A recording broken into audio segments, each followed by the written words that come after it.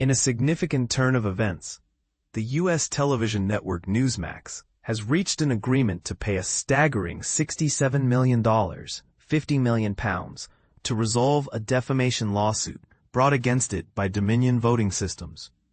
This lawsuit stemmed from Newsmax's dissemination of false claims suggesting that Dominion had manipulated the 2020 U.S. presidential election results to disadvantage then-President Donald Trump. Dominion, which initiated the legal action in 2021, accused Newsmax of airing what it described as verifiably false lies in the wake of President Joe Biden's election victory.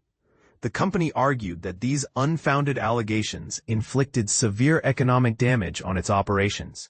On Monday, Newsmax announced the settlement, yet it emphasized that it believes its reporting was both fair and balanced. Dominion, which had originally sought a staggering £1.6 billion in damages, expressed satisfaction with the resolution of the case. This lawsuit was part of a broader series of legal actions that Dominion filed following the contentious 2020 election. In a prior ruling, Delaware's Superior Court Judge Eric Davis had determined that Newsmax did indeed defame Dominion. However, he left it to a jury to decide whether Newsmax acted with malice and to determine the appropriate amount of damages. The trial was set to commence in October, but the settlement has now preempted that. Newsmax explained its decision to settle by claiming that the legal proceedings were biased against them. The network stated, "From the very beginning, Judge Davis ruled in ways that strongly favored the plaintiffs and limited Newsmax's ability to defend itself." They further asserted that a pattern of judicial rulings had compromised their right to due process, leading them to believe that a fair trial was unattainable. The Delaware Superior Court has chosen not to comment on the matter.